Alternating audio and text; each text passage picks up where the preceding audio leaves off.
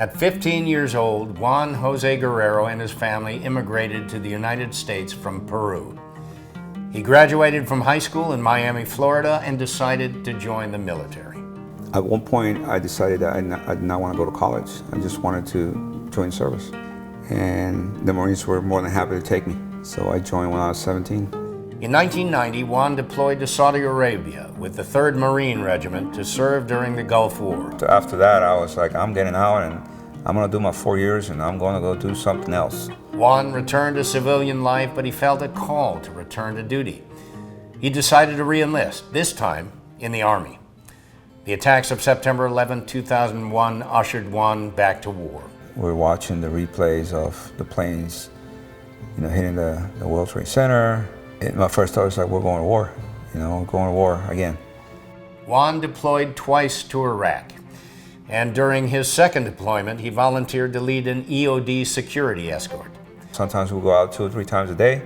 So they will call, the infantry units will call in saying there's an ID, or they found ordnance and they call a 9-line. You're sitting there at the DFAC, you're eating, and all of a sudden you get a 9-line, and it's like in the movies. You drop everything you do and you tell somebody, hey, take out my plate and put it away. And you're running out to your vehicle.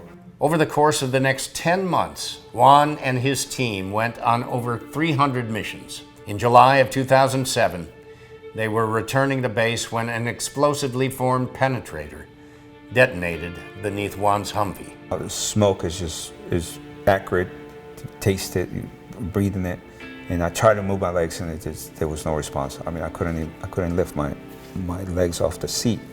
And at this point, I looked down and all I saw was a pool of blood between my feet. And my first thought was, don't close your eyes. Because I really felt that if I closed my eyes, I wasn't going to open my eyes again. Juan would go on to spend 4 months at Walter Reed. And while his legs were saved, they were a source of ongoing and immense pain. I realized I wasn't going to be able to walk normal, probably ever. See, if I get to live another 40 years, I do not want to live 40 years limping. Juan endured for a year before his right leg was amputated. During the time Juan awaited the surgery, he met Shannon. I was working on base, and he had come in a few times and didn't pay much attention to me. And then one day, I guess that changed. And we have been together ever since we met. Juan and Shannon were married and started a family. In 2014, Juan noticed a skin graft on the heel of his remaining leg had started to bleed. It was a very rare form of skin cancer. They tried to save the foot, they tried to cut the cancer off, and it just kept coming back. He was in the wheelchair for, I forget, 1.5 years, maybe 2 years, in and out with all these surgeries. I was very adamant that if that amputation was not going to happen, that I wasn't going to be around too long, and that's kind of something that kind of saved me from not being here today. Most people say, oh, I'm so sorry that happened, but for us it was a blessing in many ways. I think it was probably 6 weeks. He was in a prosthetic and walking, and he wasn't perfect, but it was a big step, no pun intended, in the right direction. The only problem was that at home, nothing is handicap accessible. Now a double amputee, the difficulties of daily life continued to mount, and Juan applied to the Gary Sinise Foundation's R.I.S.E program for a custom-built, adaptive smart home. I called Juan to tell him he'd been approved. Gary calls and FaceTimes me. He told us that we had been chosen, and we were just so incredibly grateful. He's such a nice guy, and it was an amazing day.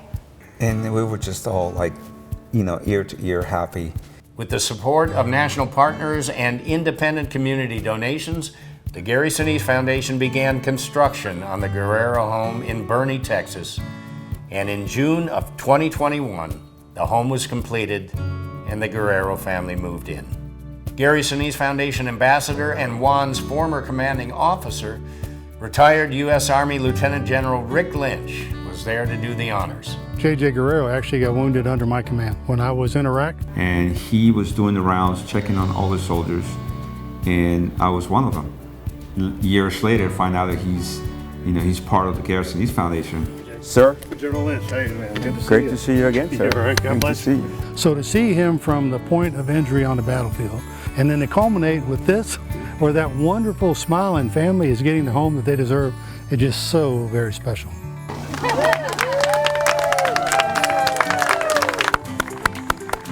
Look at that. What do you think, guys? All right, come on in, guys. Whoa. Whoa! Wow, look at this. Look at this kitchen. Woohoo! I'm overwhelmed. Both Shannon and I are overwhelmed with this. I'm excited about the stove. I see lots of Awesome. Christmas at this stove. I have wanted a stove exactly like that forever. I love to cook, especially for holidays. But mostly it's the fact that, you know, JJ can get around completely by himself. There's nowhere in this house he cannot go. No thresholds, and he can roll under the sink. There are no limitations here. There are none. He can get in the shower. And this is the heart of the house. Oh my gosh. This is it. This is so pretty. It's like there's an edge. Won't get any more cuts. See, these are the things that like only GSF thinks about. It's like smoothing, putting something smooth on the edge, you know. I never thought it would be this cool. Whoa.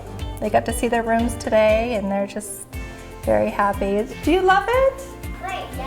It's not just the home, but it's the support we get from the organization. Welcome home. It's just so heartwarming to know that people went out of their way to do this for us. I can't believe it. Like, is this my house? Juan and Shannon are excited to raise their boys in their new home and have hopes of traveling around the country to meet other veterans and pay forward this most deserved gift. At the Gary Sinise Foundation, we serve our nation by honoring our defenders, veterans, first responders, their families, and those in need. To learn more about the Gary Sinise Foundation and how you can support other veterans like Juan Guerrero, visit GarySiniseFoundation.org. Thank you.